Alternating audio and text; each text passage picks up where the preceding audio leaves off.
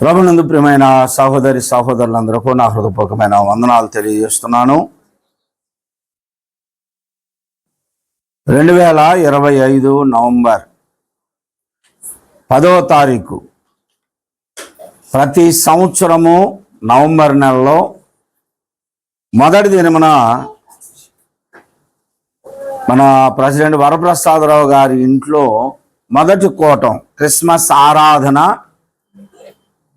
ఈ గృహంలో నుండే మనం ప్రారంభిస్తున్నాం.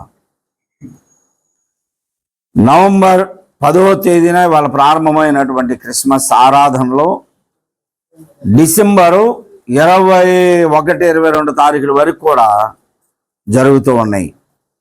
ప్రతి సంవత్సరం కూడా ఎలాగనే మన సంఘంలో క్రిస్మస్ ఆరాధనలు మనం ప్రారంభించి ఇప్పటికీ ఇది 14వ సంవత్సరం. ఈ 14 సంవత్సరాలు మన సంఘ సభ్యుల కుటుంబాలు అంటే సభ్యులు ఎక్కువ మంది అవుతారు.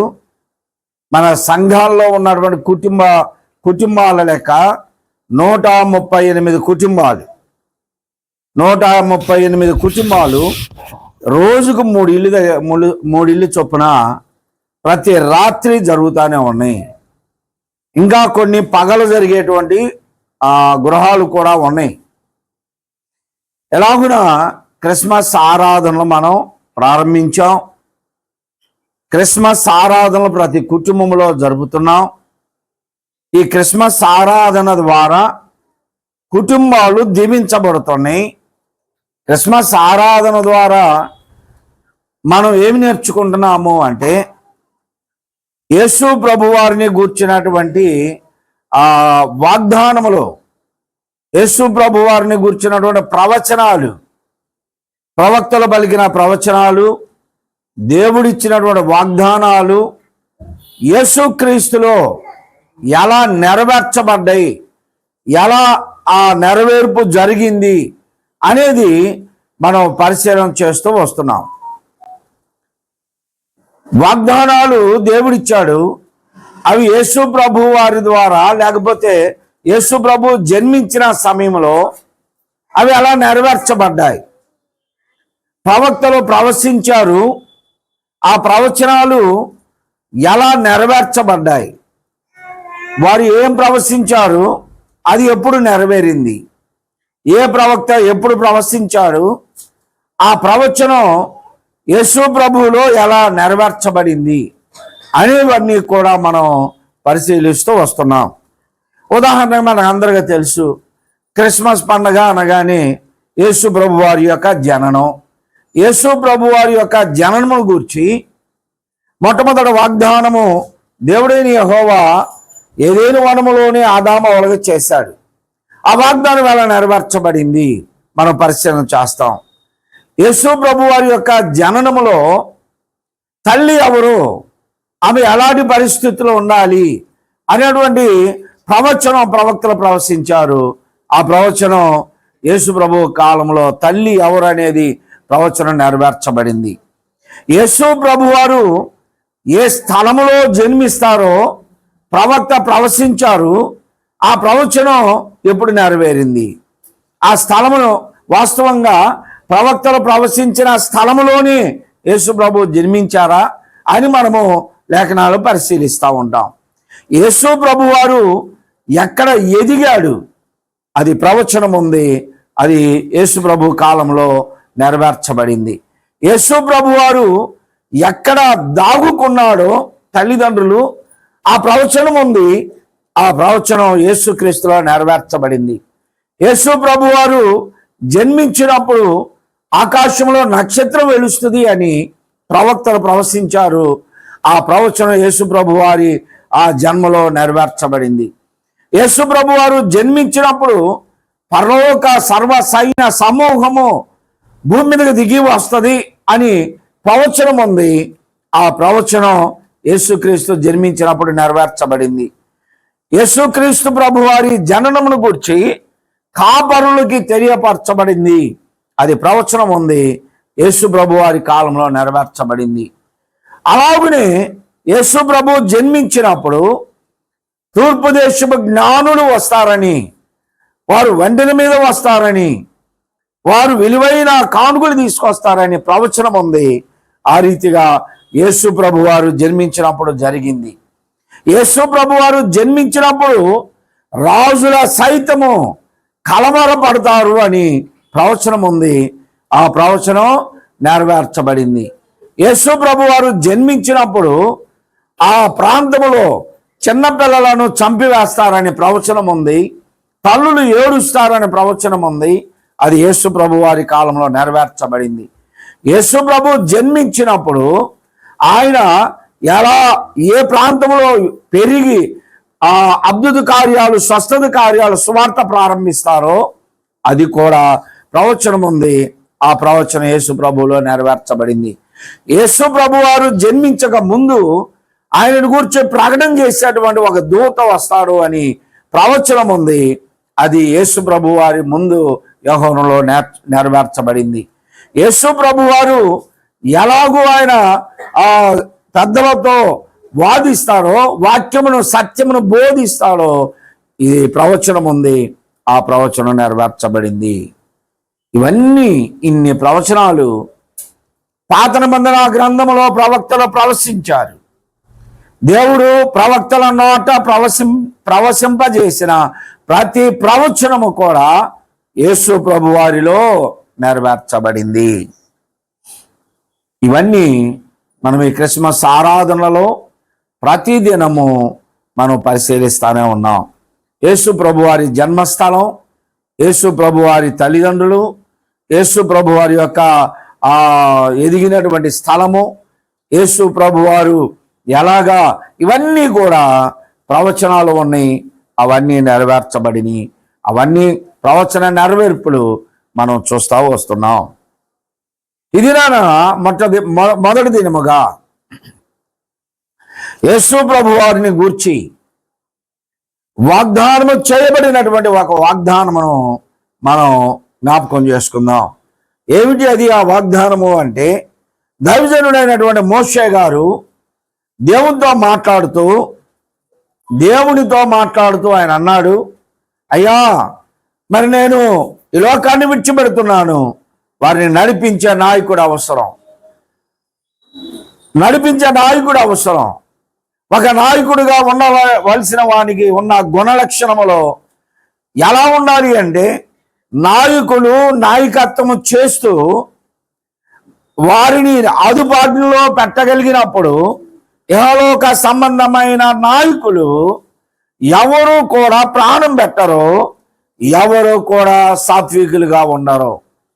ఇప్పుడు అలాంటి నాయకుడు కావాలయ్యా అని దేవునితో మోషే గారు అన్నప్పుడు దేవుడు మోషే గారితో చెప్పిన మాట ఇది వాగ్దానం.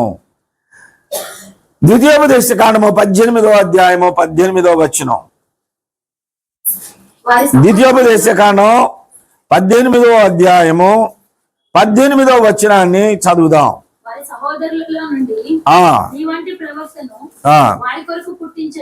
దేవునికి స్తోత్రం.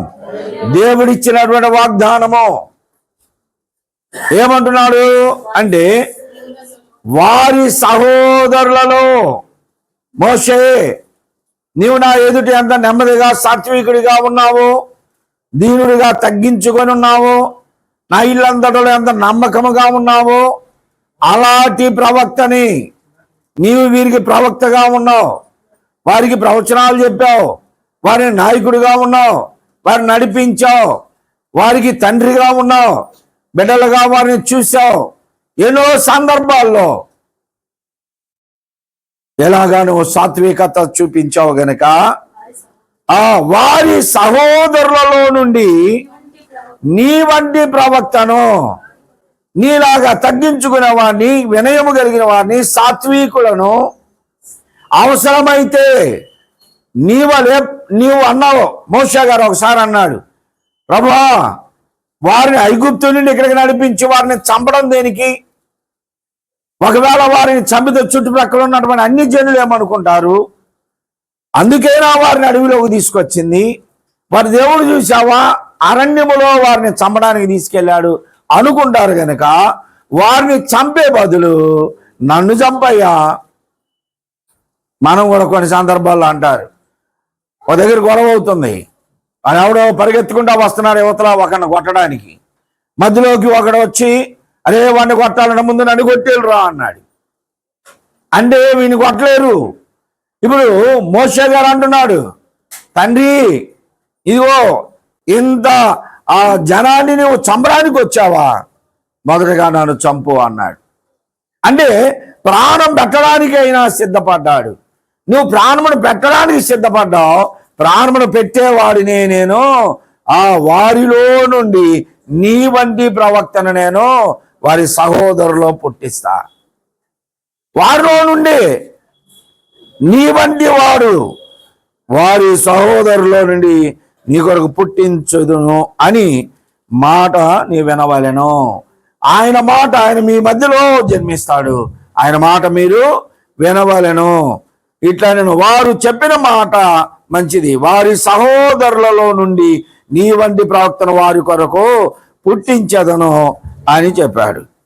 పై వచనంలో మనం చదివితే అక్కడేముంది, గొప్ప అగ్ని నాకు ఇక కనపడకుండును గాక అని చెప్పి తిని, ఆ సమయమున నీ దేవుడైన యెహోవాను నీవు అడిగిన అన్నిటి చొప్పున నీ దేవుడైన యెహోవా నీ మధ్యను నా వంటి ప్రవక్త నీ సహోదరులో నీ కొరకు పుట్టించును అన్నాడు.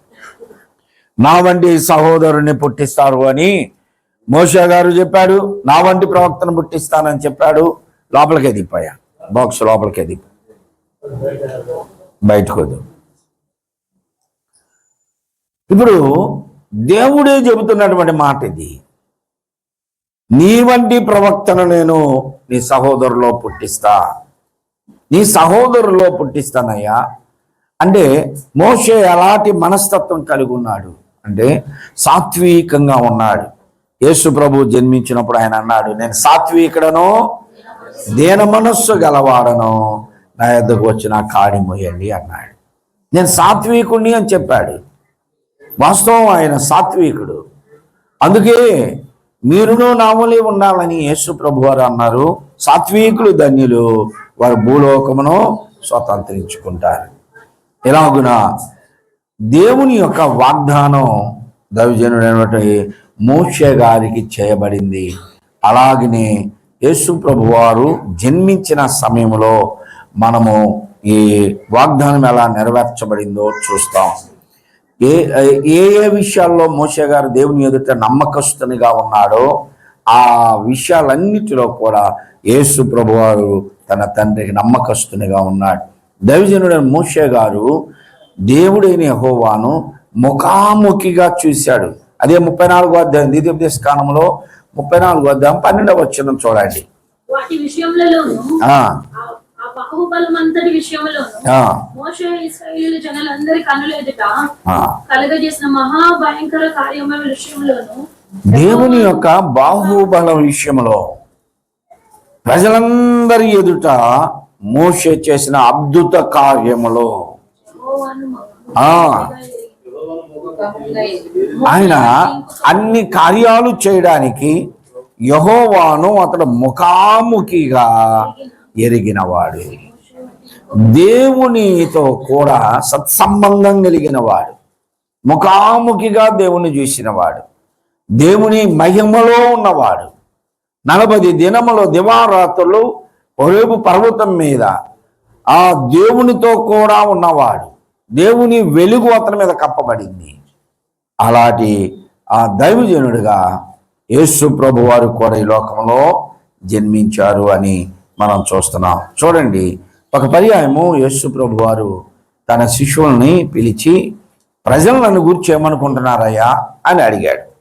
మత్తయి సువార్త 16వ అధ్యాయము 13వ వచనంలో, మత్తయి సువార్త 16వ అధ్యాయము 13వ వచనంలో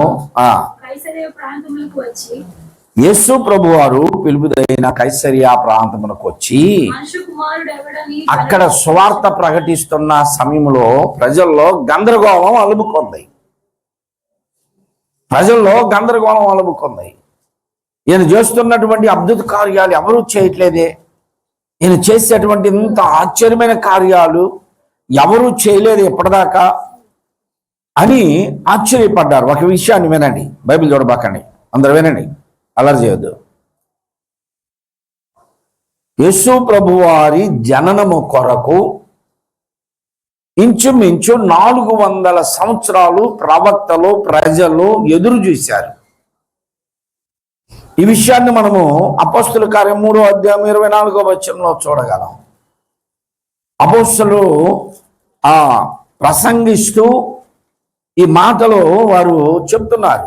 3వ అధ్యాయము 24వ వచనంలో, మరియు సమూయేలు మొదలుకొని ఎంతమంది ప్రవక్తలు ప్రవచించారో వారందరూ కూడా ఈ దినము గురించే ప్రకటించారంట. సమూయేలు మొదటి ప్రవక్త, సమూయేలు మొదలుకొని ఎంతమంది యేసుక్రీస్తును ఆ జననమును గూర్చి వారు ప్రకటించారో ప్రవచించారో వారందరూ ఏ దినమును గూర్చి అంటే ఇదిగో ఈ దినమే యేసు ప్రభు వారి యొక్క జననమును గూర్చి, యేసు ప్రభు వారి యొక్క మరణమును గూర్చి, యేసు ప్రభు వారి యొక్క పునరుద్ధానమును గూర్చి ఎంతమంది ప్రవక్తలు ప్రవచించారో ఈ దినమే ఈయనను గూర్చే అని అపోస్తలులు ప్రభువు శిష్యుడు హెచ్చరిస్తున్నాడు, బోధిస్తున్నాడు. 400 సంవత్సరాలు దేవుని మాట ప్రజలకు దొరకల. మలాకీ ప్రవక్త తరువాత చీకటి యుగము అంటారు చరిత్రలో. దేవుడు ప్రజలతో మాట్లాడలేదు, దేవుడు ప్రవక్తలతో మాట్లాడలేదు, దేవుడు ప్రవక్తలను పంపించలేదు. అయినా అప్పుడు ప్రవక్తలు ఉన్నారు. యేసు ప్రభు వారి జననము వరకు కూడా ప్రవక్తలు ఉన్నారు. మరి వారు ఎవరు అంటే దేవుని మాట లేదు, దేవుని దర్శనం లేదు, దేవుడు ప్రజలతో మాట్లాడడానికి దిగి రావటం లేదు. 400 సంవత్సరాలు ఎంత అల్లాడిపోయారో తెలుసా ప్రజలు. నిజమైనటువంటి ప్రవక్తలు, నిజమైనటువంటి భక్తులు కూడా ప్రభు రాక కొరకు ఎదురు చూశారు. మరి అప్పుడు ప్రవక్తలు లేరా అంటే ఉన్నారు. దేవుడు ఇర్మియా గ్రంథంలోని ఇర్మియా ప్రవక్తతోనే ప్రవశింప చేశాడు. నేను పంపించకపోయినను నా పేరు చెప్పుకొని అబద్ధ ప్రవక్తలు మీ మధ్యలోనికి వస్తారు అని చెప్పాడు. నేను చెప్పకపోయినా ప్రకటించకపోయినా వారు అబద్ధములు మీకు బోధిస్తారు. క్షేమము లేని సమయంలో మీకు క్షేమం అని చెబుతారు. మీకు ఆశీర్వాదములు దీవెనలు లేని సమయంలో దీవించబడతారని చెప్తాడు. వారందరూ అబద్ధ ప్రవక్తలు అన్నాడు. వాస్తవం. ఇలాంటి అబద్ధ ప్రవక్తలు ఆదినంలో 400 సంవత్సరాలు ఇశ్రాయేలీల ప్రజల మధ్యలో ప్రవశించారు. అబద్ధములను ప్రవశించారు, అబద్ధాలనే బోధించారు. ప్రజలు అబద్ధాలనే నమ్మారు.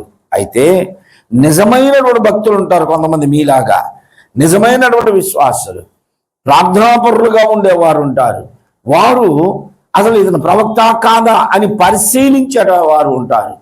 ఈ దినాల్లో కూడా చాలా మంది అసలు ఒక పాస్టర్ గారు అని పేరు చెప్పుకొని వస్తే, బైబిల్ ప్రార్థన చేస్తానని వస్తే, ఈయన నిజంగా పాస్టర్ గారి దగ్గర గుణగణాలు ఉన్నాయా, ఈయనలో ప్రార్థనాపరుడు ఆత్మీయత ఉందా, ఆత్మచేత నడిపించబడతాడా అని గుర్తించే వాళ్ళు ఉంటారు. ఎవరికి వారే నేను పాస్టర్ అని చెప్పుకొని వచ్చే వాళ్ళని గుర్తిస్తారు. ఆ దినాల్లో 400 సంవత్సరాల కాలంలో 300 ప్రజలు ఆ అబద్ధ ప్రవక్తల ప్రవచనాలనే నమ్మారు. కానీ ఒక చిన్న గుంపు ఉంది. వాళ్ళు దేవుడు చేసిన వాగ్దానంలో మీ మధ్యలో ఒక ప్రవక్తను, నీ వంటి ప్రవక్తను వారి మధ్యలో వారి సహోదరులకు పుట్టిస్తానని దేవుడు మన పితరుడైనటువంటి మోషే గారితో ప్రవచించాడు. మన ఆది పితరులైన ఆదామవులతో దేవుడు వాగ్దానం చేశాడు స్త్రీ సంతానం అని ఆ వాగ్దానాల కొరకు వారు ఎదురు చూస్తూ ఉన్నారు. ఆ సమయంలో వీరు అదే ప్రవక్త అనుకుంటున్నారు. ఎవరు వచ్చి గొప్ప కార్యాలు చేయగానే కొంచెం స్వస్థతావరములు కలిగి స్వస్థతలు చేసి అద్భుతములు చేసి ఆ సూచక్రియలు చేయగానే వీళ్ళందరూ ఏమనుకుంటున్నారంటే ఆ ప్రవక్తే. ఏ ప్రవక్త? దేవుడు వాగ్దానం చేశాడే, మీ మధ్యలో నీ వంటి ప్రవక్తను పుట్టిస్తానన్నాడు కదా, ఆ ప్రవక్తే అనుకుంటున్నారు. ఆ ప్రవక్తే అనుకుంటున్నారు. అంతలో వారి అబద్ధం బట్టబయలైపోతుంది. వారి అబద్ధం బట్టబయలైపోతుంది.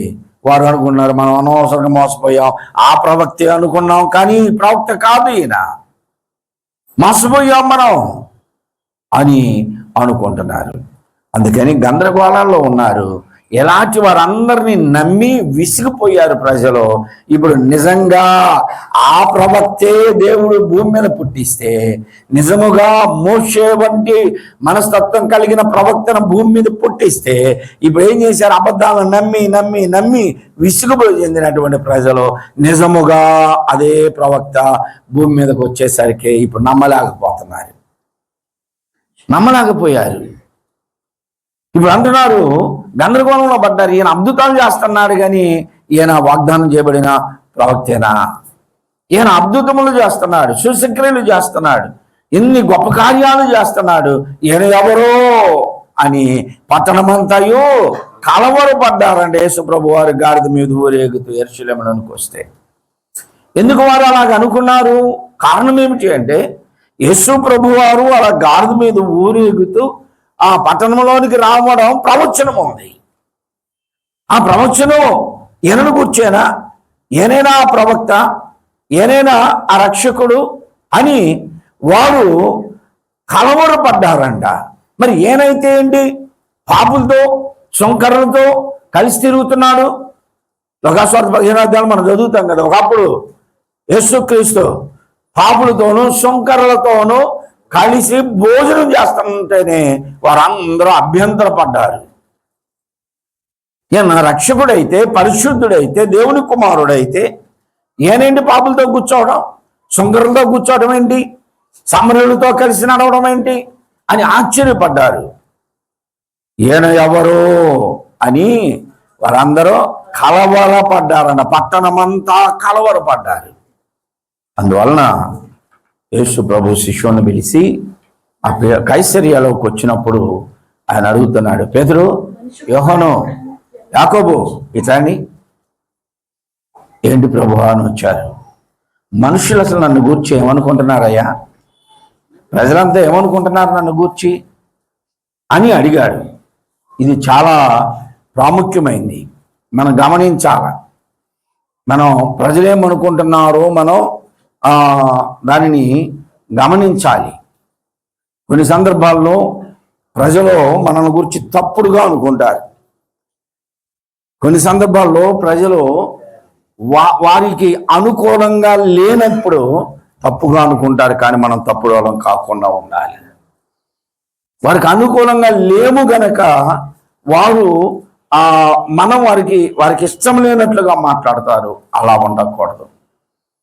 వారికి అనుకూలంగా ఉంటే కొంతమందిని ఏం చేస్తారు, వాళ్ళకి ఇష్టం వచ్చిన వారికి ఇష్టం వచ్చిన వారిని సమర్థించి వారి లోపాలను కూడా సరిచేస్తారు. చాలా మంది ఉన్నారు అలాగా. అలా ఉండకూడదు. ఎంత మంచోళ్ళైనా సరే విమర్శించేవారు, ఎంత మంచి వారి మీద అయినా నిందలు మోపేవారు ఉంటారు. అలాంటప్పుడు మనము గ్రహించాలి. ఇప్పుడు అడుగుతున్నాడు, పేతురు, యోహాను, యాకోబు, ఇట్లండి, ప్రజలు నా గురించి ఏమనుకుంటున్నారు అసలు చెప్పండి అన్నాడు. అలాగా మనం తెలుసుకోవాలే కానీ ఇప్పుడు వాక్యం చెప్పి పక్కకు వచ్చి ఎలా ఉంది బ్రదర్ నేను చెప్పిన వాక్యం, బ్రదర్ ఎలా ఉంది నేను చెప్పింది, నేను కాబట్టి ఇట్లా చెప్తున్నానండి అని అడిగాము అనుకో, అది తుస్సుమంటది. మనం చెప్పిన వాక్యం ఎంత బాగుందని అడగడం కాదు, మన ప్రవర్తన సరళి ఎలా ఉంది, ప్రజలేమనుకుంటున్నారు. ఇది యేసు ప్రభు అడిగాడు. అడిగితే వాళ్ళు ఏం చెప్పారు చదవండి. వీళ్ళు అంటున్నారు, ప్రభువా మేము ప్రజలు అనుకోవటం వింటున్నామయ్యా అంటే ఏమనుకుంటున్నారు పేతురు అంటే, కొందరు మిమ్మల్ని బాప్తిస్మిచ్చి యోహాను ఆత్మ మీలోనికి వచ్చింది అనుకుంటున్నారయ్యా. మొన్నేగా చనిపోయింది, ఆ ఆత్మ మీలోనికి వచ్చి మీరు అద్భుతాలు చేస్తున్నారు, ఎంత సూచక్రియలు చేస్తున్నారని అనుకుంటున్నారు కొంతమంది. అంటే మరో శిష్యుడు అన్నాడు, ప్రభువా కొంతమంది అసలు బాప్తిసం ఇచ్చే యోహాను కాదు కానీ ఏలియావు అనుకుంటున్నారు.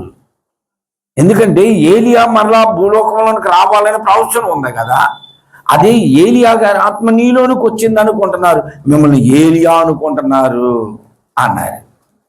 ఇంకేమనుకుంటున్నారయ్యా అంటే కొంతమంది ఇర్మియా ప్రవక్త అనుకుంటున్నారయ్యా. ఎందుకంటే నీవు పగలంతా పరిచయం చేసి రాత్రంతా ఆ ఒలివుల కొండ మీద ఏడుస్తూ ఉన్నావంటగా, ఏడుస్తూ ప్రార్థన చేస్తున్నామంటగా. ఇర్మియా జీవితం కూడా అదే. ఆయన ఎప్పుడు విలపిస్తూ ప్రసంగం చేస్తున్నాడు. కాబట్టి ఇర్మియా అనుకుంటున్నారు నిన్ను. ఇంకేమనుకుంటున్నారు అంటే ప్రవక్తలలో ఒకడయ్యా, ఆ ప్రవక్త అనుకుంటున్నారు అని యేసు ప్రభు వారికి చెప్పారు. ప్రజలలో పలు విధాలుగా యేసుక్రీస్తును గూర్చి అనుకుంటున్నారు. మనం గూర్చి కూడా ప్రజలు అలాగనే అనుకుంటారు. మనం అవి పట్టించుకోకూడదు. మన పరిస్థితులు మనము సరి చేసుకొని ప్రభువుకి ఇష్టముగా బ్రతకాలి. అలాగా ఇప్పుడు ప్రభు అంటున్నాడు, సరే ప్రజలేమనుకుంటున్నారో అవసరం లేదు కానీ ఇంతకీ మీరేమనుకుంటున్నారు? ఇప్పుడు నేను సహోదరులను అడిగాను అనుకో, బ్రదర్స్ని, మన దగ్గర ఉన్నటువంటి వాళ్ళని, ప్రజలేమనుకుంటున్నారా అంటే ఏమనుకుంటారండి నీ గురించి, పాస్టర్ గారు కంటే వీళ్ళే గొప్ప, మమ్మల్ని కూర్చో అనుకుంటున్నారండి అంటారు ఒక్కొక్కళ్ళు. సరే వాళ్ళందరూ నాకు వదిలిపెట్టేసేయి, నా గురించి ఏమనుకుంటారు, మీరేమనుకుంటున్నారు చెప్పండి అన్నాడు. వీళ్ళందరే ఏం చెబుదాం ప్రజలు అనుకునేదే మనం అనుకుంటున్నాం, మనం ఏం చెబుదాం అనుకునే లోపల సీమోను పేతురుని అడిగాడు, పేతురు వీళ్ళందరూ అలా వదిలిపెట్టేసి నువ్వేమనుకుంటున్నావు చెప్పు అంటే ఆయన హృదయములో నుండి యేసుక్రీస్తుని గూర్చినటువంటి సత్యాన్ని చెప్పాడు. ఏమంటున్నాడో తెలుసా? నీవు సజీవుడైన దేవుని కుమారుడివి, రానయ్యున్నటువంటి వాగ్దానం చేయబడిన క్రీస్తువి, అభిషిక్తునివి అని చెప్పాడు. దేవుని స్తోత్రం. హృదయములో ఉన్నది బయట పెట్టేశాడు. ప్రజలు మిమ్మల్ని ప్రవక్త అనుకుంటున్నారు, ఏలియా అనుకున్నారు, యెహోవా అనుకున్నారు, ఇర్మియా అనుకున్నారు, వాగ్దానం చేయబడిన ప్రవక్తలలో ఒకడనుకున్నారు.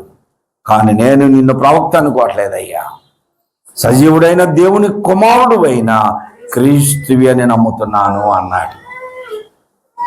కాబట్టి మన ఆత్మీయ జీవితాల్లో ప్రభు కేవలం స్వస్థతలు చేసే వైద్యుడు అనుకోబాకండి. ప్రభు అద్భుతములు చేసే ఏదో ఒక అనుకోబాకండి. సజీవుడైన దేవుని కుమారుడు క్రీస్తు వాగ్దానం చేయబడింది, తన ప్రాణమును పెడతాడని. చెలువలో తన ప్రాణమును పెట్టి రక్తమును చిందించి పాపికి పాప విమోచన కలిగించి చనిపోయి సమాధి చేయబడి తిరిగి లేచి తను మన కొరకు స్థలము సిద్ధపరిచి మరలా తిరిగి రాబోతూ ఉన్నాడు. అది వాస్తవం. ఆయన ఎందుకు ఈ లోకంలోనికి జన్మించాడు అంటే ప్రాణము పెట్టడానికే. అనేక మంది ఎందుకు జన్మిస్తున్నారు అంటే వారు జీవితాన్ని కొంతమంది వ్యర్థంగా గడుపుకుంటున్నారు, కొంతమంది సంపాదనలో గడుపుకున్నారు, కొంతమంది విహారయాత్రలో గడుపుకున్నారు. ఇలాగా ఎందుకు జన్మించారు వీళ్ళు అంటే వీళ్ళ పరిస్థితులు. కానీ యేసు ప్రభు జన్మించింది కేవలం ప్రాణం పెట్టడానికే. పెళ్లి చేసుకోవడానికి కాదు, పిల్లలగండానికి కాదు, సంపాదించుకోవడానికి కాదు, ఆస్తులు కూర్చుకోవడానికి కాదు, అలంకరించుకోవడానికి కాదు, అందంగా తిరగడానికి కాదు, ఔషధంగా బ్రతకడానికి కాదు. ఆయన ప్రాణమును పెట్టడానికే వచ్చాడు, ప్రాణమును పెట్టాడు, ప్రాణ రక్షకుడయ్యాడు. దేవుని స్తోత్రం. హల్లెలూయా. ఇలాగా యేసుక్రీస్తుని గురించి ఎన్నో మాటలు ప్రజలు అనుకున్నటువంటి విషయాలు 4-5 రెఫరెన్స్లు చూపించి నేను ముగిస్తా. గలతీ పత్రిక మత్తయి సువార్త 21:11 ప్రజలు ఏమనుకున్నారంటే, త్వరగా చదవండి, నేను ముగిచ్చేస్తాను. ఇతడు గలిలయలోని నజరేతు వాడైన ఒక ప్రవక్త అని ప్రజలు అనుకుంటున్నారు. ప్రవక్త అనుకున్నారు. అలాగనే స్టెఫన్ కూడా అలాగనే చెప్పాడు. 7వ అధ్యాయం అపోస్తుల కార్యంలో 7వ అధ్యాయం 37వ వచనంలో స్టెఫన్ యేసుక్రీస్తుని గురించి చెప్పుకుంటూ వచ్చినప్పుడు మన పితరుడైన మోషే గారికి వాగ్దానం చేయబడ్డాడు కదా, ఆ వాగ్దాన పుత్రుడే యేసు ప్రభువు అన్నాడు. ప్రజలేమో గలిలయలోని ప్రవక్త అయిన యేసు అనుకున్నారు. అలాగనే లూకాసు వార్త 7వ అధ్యాయం 16వ వచనం చూస్తే ఇక్కడ ప్రజలు అనుకుంటున్నారు ఈయన చేసే అద్భుత కార్యాలు. ఆ నాయుడైన పట్టణంలో పాడు మీద తీసుకొని పోతున్నటువంటి యవనస్తులను బ్రతికించగానే ప్రజలు అనుకుంటున్నారు, ఆశ్చర్యపడ్డారు. ఏమంటున్నారు? మరందరూ భయాక్రాంతులైపోయారు. అరే, పాడి మీద వెళుతున్నటువంటి యవనస్తుడు చనిపోయిన శవాన్ని బ్రతికించాడు, ఇది చివరికి ఎలా జరుగుతుందో అని భయక్రాంతులయ్యారంట. అయ్యి మనలో ఒక గొప్ప ప్రవక్త బయలుదేరాడు అన్నాడు. దేవుని స్తోత్రం. వాగ్దానం చేయబడినటువంటి వాడు. ఇప్పుడు ప్రజలు కూడా అనుకుంటున్నారు, అలాగనే అపోస్తలులు కూడా అలాగనే అనుకున్నారు, భక్తులు కూడా అలాగనే అనుకున్నారు. ఇదిగో ఇతడు వాగ్దానం చేయబడినటువంటి ప్రవక్త. ప్రజలేమో మనలో ఒక గొప్ప ప్రవక్త బయలుదేరాడు అని అనుకుంటున్నారు. అదే లూకాసు వార్త 24వ అధ్యాయం 19వ వచనం చూడండి. 24వ అధ్యాయం 19వ వచనం. ఆయన అవి ఏమని వారిని అడిగినప్పుడు వారు నజరేయుడైన యేసు అని గురించి యమ్మాయు గ్రామమునికి వెళుతున్నటువంటి ఒక ఇద్దరు వారు నడుచుకుంటూ వెళ్తే వారి మధ్యలో యేసు ప్రభు వారు కూడా నడుస్తూ ఉండి, ఏంటయ్యా మీరు మాట్లాడుకునే అంటే యేసుని గురించినటువంటి విషయాలు అంటే అవేమిటి అని అడిగాడు. అడిగితే వాళ్ళు అంటున్నారు, ఇవి నీకు తెలీదా? యెరూషలేములోనే ఉంటూ ఈ విషయాలు నీకు తెలియకుండా వచ్చినాయా అంటే అసలు ఏంటి చెప్పండి అంటే వారు చెప్పారు. ఆయన దేవుని ఎదుటను ప్రజలందరి ఎదుటను క్రియలోను వాక్యములోను శక్తి కలిగిన ప్రవక్త అయి ఉన్నాడయ్యా. ఈ అమ్మాయి గ్రామానికి వెళుతున్నటువంటి వారు ఇద్దరు మాట్లాడుకుంటూ ఎవరు చెబుతున్నారు ఈ విషయం? యేసు ప్రభుకే చెబుతున్నారు. యేసు ప్రభుకే చెబుతున్నారు. అతను వాక్యములోను శక్తి కలిగిన వాడు. అతను మాట్లాడితే అంత శక్తి ఆకర్షించబడతాడు. అతని క్రియలలోనూ అంత అద్భుతం కలిగిన వాడు, శక్తి కలిగిన వాడు, గొప్ప ప్రవక్త ఆయన అని యమ్మా గ్రామం వెళ్ళేటువంటి వారు చెప్పుకున్నారు. కనుక ప్రియ సహోదరి సహోదరులారా, ఎన్నో విషయాలు ఉన్నాయి ఇంకా. కాబట్టి వాగ్దానం చేయబడిన ఆ వాగ్దాన పుత్రుడు యేసు ప్రభు జన్మించినటువంటి జన్మదినపు వేడుకలను మనం జరుపుకుంటున్నాం.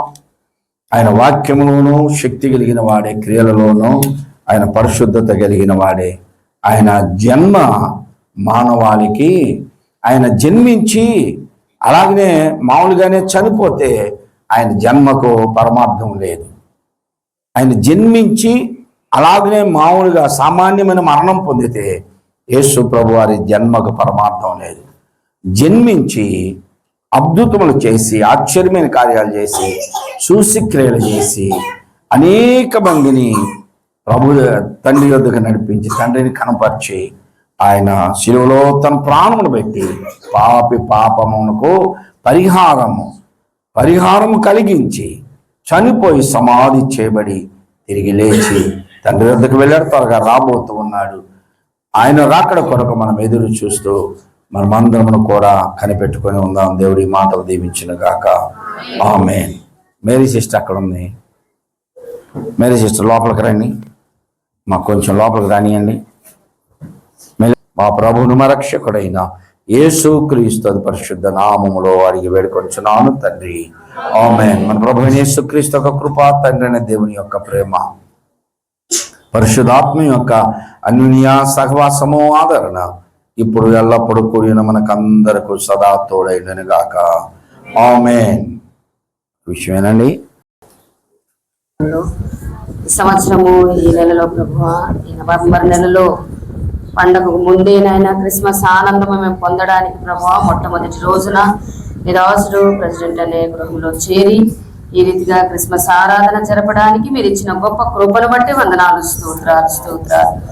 2025 సంవత్సరాల క్రితము మా అందరి కొరకై సర్వమానవాళి పాప పరిహారార్థమై నాయన పరలోకమును విడిచిపెట్టి నిన్ను నీ వ్యక్తినిగా చేసుకుని దాసుని స్వరూపము ధరించి మనిషి కుమారుడుగా భూమి మీద జన్మించి మా పాపాల కొరకై మరణించి తిరిగి లేచి మరలా నువ్వు రాబోతున్నావు తండ్రి. నీకు వందనాలు స్తోత్రాలు. అయితే ప్రభు ఇప్పుడు మీరు పుట్టారని పశుల పాకలో ఉన్నారని కాదు, కానీ మీ వాగ్దానములు ఎలా నెరవేర్చబడ్డాయో, ఏ విధంగా నాయన ప్రవక్తలు ప్రవచించిన వాగ్దానములు ఎలా నాయన అవి తండ్రి సంపూర్తి చేయబడ్డాయో అవన్నీ మేము నేర్చుకొనడానికి, వాటి ద్వారా ఆధ్యాత్మికమైన మేలులు పొందడానికి, సరి చేయబడడానికి, మీ రాక కొరకు సిద్ధపరచబడడానికి మాకు ఇస్తున్న ఈ గొప్ప అవకాశాన్ని బట్టి వందనాలు స్తోత్రాలు. క్రిస్మస్ ఆనందమును మేము పొందడానికి ప్రభా, క్రీస్తువైన నిన్ను మా హృదయాలలో చేర్చుకొనడానికి, నిన్ను ఆరాధించడానికి, నీకు సమీపంగా జీవించడానికి, నిన్ను ఘనపరచడానికి, మహిమపరచడానికి మాకు ఇచ్చిన గొప్ప అవకాశాన్ని బట్టి వందనాలు స్తోత్రాలు. ప్రత్యేకించి వాక్యం విన్నామయా, మోషే వంటి ప్రవక్త గారిని మీ మధ్యలోనికి పంపిస్తానన్నావు తండ్రి. మోషే కంటే శ్రేష్ఠుడని బైబిల్ గ్రంథం చెప్తూ ఉండగా శ్రేష్ఠుడుగా మీరు భూలోకంలోకి దిగి వచ్చారు తండ్రి. అయా వందనాలు స్తోత్రాలు. విన్న వాక్యం అంతా మా హృదయాలలో స్థిరపరిచి అయా బలపరచండి. అద్భుతాలు ఆశ్చర్య కార్యాలు చేసి శక్తిమంతుడుగా, జ్ఞానం కలిగిన వాడిగా, గొప్పవాడిగా మీరు పేరు పొంది అయా తండ్రి అనేకులను నీ నామం ద్వారా ఆకర్షించి ఇంకా గొప్ప నామంగా మీరు చెప్పబడుతున్నందుకు వందనాలు స్తోత్రాలు. స్తుతులు దేవా, గరుడానికి వందనాలు.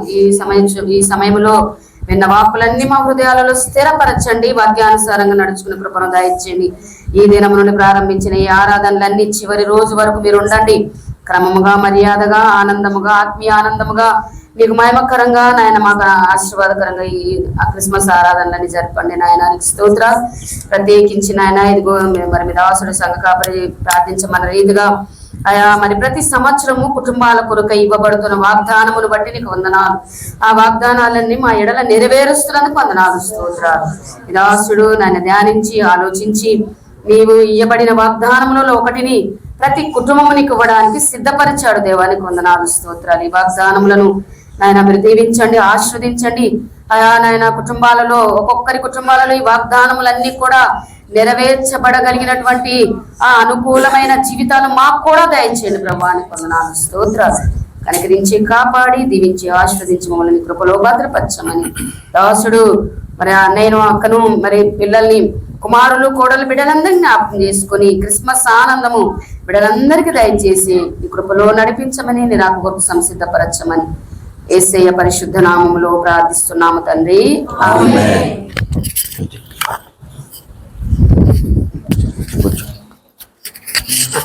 తోడుగా ఉన్నారు. తిరిగి వెళ్ళనేండుగా గృహములో చేరుపడి అందరం మీ కాపుదలని గ్రహించమని మా ప్రభువును మా రక్షకుడైన యేసు క్రీస్తు పరిశుద్ధ నామములో అడిగి వేడుకొంచున్నాను తండ్రి.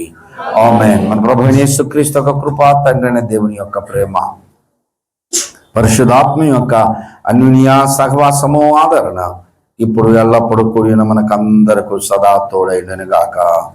ఆమేన్. విషయమేనండి.